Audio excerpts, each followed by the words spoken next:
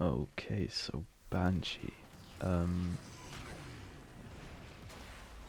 uh, she's pretty good. I think she just struggles a little bit from, um, she's like kind of buffing the wrong things in a sense. Or maybe she just gets like, she just over buffs a little bit, so her strengths aren't really shown that well.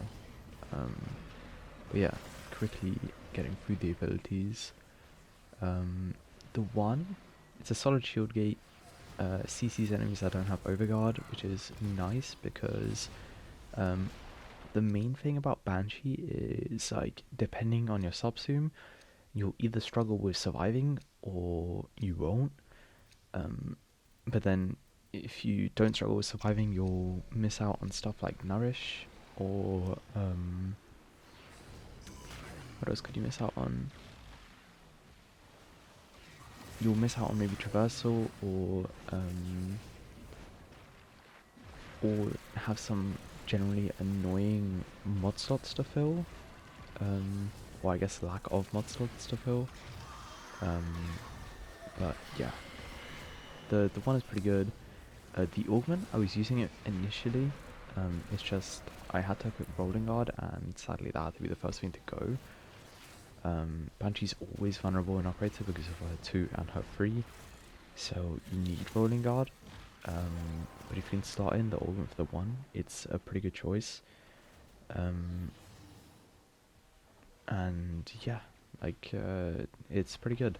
You can like full strip practice with I think only like I want to say like 120 something strength. Like the threshold is really small. And again, it's a nice shield gate. It's pretty fast. But yeah, the 2 Sonar is like the bread and butter of Banshee. Um, it's actually a really good ability, and there's some niche things that people don't realize with it, which makes it a lot better than most people think. It just has some slight issues. So what I mean with this is, first of all, it's a very slow cast. It's like not a great shield gate. It's really quite annoying that it's so slow. I know some Banshees run full cast speed just because of Sonar being so slow. Um, so yeah, it's like very slow. Especially if you actually want to shield gate with it, it's like pretty ridiculous. Um, but the main thing that it does is it gives a damage multiplier. It is very good as a damage multiplier. But the things I was talking about with like giving diminishing returns or just like buffing the wrong things is Sonar gives the damage buff to direct impact shots. So like if you shoot at the actual zone um, that that is like marked by your sonar, which is obviously very nice. But it also buffs certain statuses that apply onto them. So for example, electric, the AoE of the electric proc is actually buffed if you hit it into sonar. Um, so if you proc sonar with I don't know, like a electric heck or something, the AoE of the electric proc will be buffed by sonar, um, and it's very strong. It's basically like a mini influence, which doesn't have to be applied by melees, but it's obviously very strong on melees because on melees you're always going to be running electric. Um, this works also the same way with gas and blast, but obviously blast is a little bit weaker because with blast you're only buffing the AoE part, and the AoE of blast is a tiny bit smaller. It's why I would suggest running Electric Blast Okina on Banshee. It is ridiculous the group clearing, sorry, that you get with it. Because obviously the electric procs get buffed by the AoE electric procs specifically get buffed by Sonar. The AoE blast procs specifically get buffed by Sonar, and yeah, it basically just creates a second melee influence for you. The diminishing returns part is basically you're buffing things that are already strong. So the issue that you have with that is that she doesn't fill a specific role that some warframe can't possibly fill. Like melee influence will always be strong. Blast with Zartas will be strong. So the fact that you're buffing them a lot, specifically a lot with niche interactions on your Sonar, doesn't really help Banshee that much. But it is nice, of course. It's just that it kind of, if you want to actually make use of it, you'll probably be buffing something that's already really strong. In my case, it was the Falcor. I was initially using the Akina, but I swapped to the Falcor. But yeah, you get what I'm trying to say. Blast Electric Okina is very, very good. But yeah.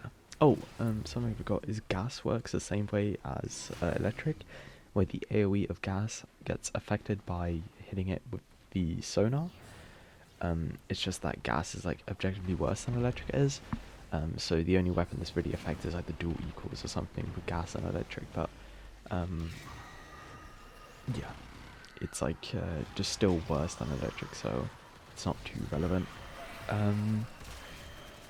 Yeah, I think that's mostly it for Sonar. And yeah, it's a very good ability. It's just it buffs things that are already strong, so people are less likely to play it and use it. But it's very, very good. Silence. Silence is really good as well. There's some niche interactions that people don't understand with silence as well. Every time an enemy walks into your range, or you cast the ability and someone's in your range, they get stunned for 2 seconds. And they don't get the restun if they don't die after the 2 seconds, unless you make someone completely lose sight of you. And basically what this leads to is you can have certain subzooms like bolster your survivability a lot just through some niche interactions.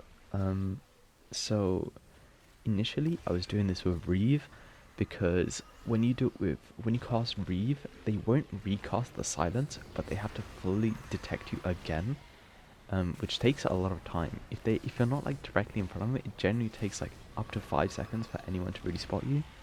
It increases your survivability a lot. And since you're invuln in your Reeve, it's like almost like a second bowling guard. It's nice. Another subzoom that takes advantage of this is Resonator. Octavia's subzoom is pretty mediocre, but with silence, it's very, very strong. You cast Resonator, some enemies are going to be attracted to it. You cast Silence, enemies are stunned. And they basically have to make a 50-50 choice of whether they always follow you or whether they always follow the Resonator. And obviously a lot of the time they will just pick Resonator because it is a charm. Like the percent charm is like insanely high. And it also recasts Silence, I believe, when you're casting Resonator. So it just makes your survivability go crazy. But yeah, like Silence and like abilities that give you like some sort of evasion or like detection difference are very, very good. You can I don't believe it works on Ruffle Advance, but it's still a good subsim on her. You can buff melee weapons, which you're going to be using a lot of the time, but it sadly doesn't get like the detection buff on Silence. But yeah, it's very, very good. If you want to use Resonator, most of your survivability is done. You just need like slightly higher range in the build. You can probably run like overextended and then offset it with Molt Augmented. But you get the idea, it's very, very good. The 4 is subsume. There's no reason to use it ever. It will never kill. It's a lot of energy. Doesn't really give you anything. It's kind of sad. But yeah, overall, Banshee's pretty good. I've played her quite a lot in my personal time before I started cascading videos, and yeah, my only fault with her is that she buffs things that are already strong, so she doesn't really get any of the praise that someone like Siren does. You can make like basically anything strong. But yeah, hope you enjoyed the video. Sorry for the lack of uploads. I'm still kind of sick, but I'm trying my best. But yeah. Oh, one thing I forgot to mention: Sonar makes it a lot easier to activate Last Gasp. If you just shoot enemies that have Sonar on them, shoot at the little the damage multiplier parts, and it's a lot easier to activate it. But that's just like niche interactions again. Yeah, hope you enjoyed the builds, hope you enjoyed the video. Hopefully I'll have my next one soon and be fully recovered so I can get back into the stride. Yeah, thank you for watching.